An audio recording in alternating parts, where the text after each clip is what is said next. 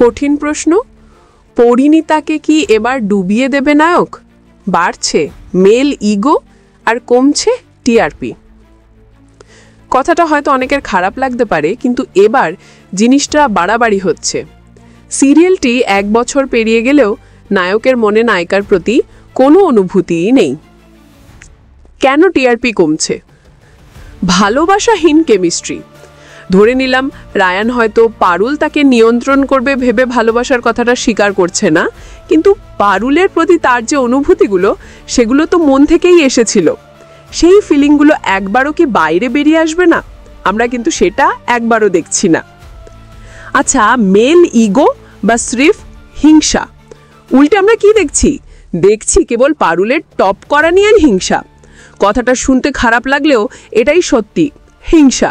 সে পারুলের পাশে থাকে ঠিকই, কিন্তু সে সবসময় চায় ক্রেডিটটা যেন তাকেই দেওয়া হয়। এই যে মেল ইগো বা পার্টি বাংলায় হিংসা, এটাই দর্শক আর নিতে পারছে না। গল্পে চমক সত্ত্বেও ব্যর্থতা। প্রতিপক্ষ কিন্তু জমিয়ে দিয়েছে।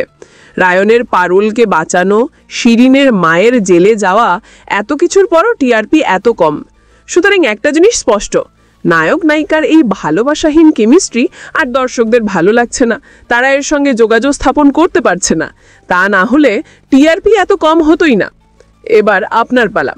এই বিষয়ে আপনাদের কি মনে হয়?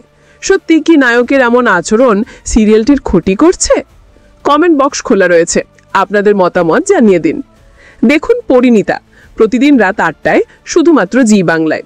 এই রকম সমস্ত আপডেট সবার আগে পেতে অবশ্যই আমাদের চ্যানেলটি সাবস্ক্রাইব করে নিন।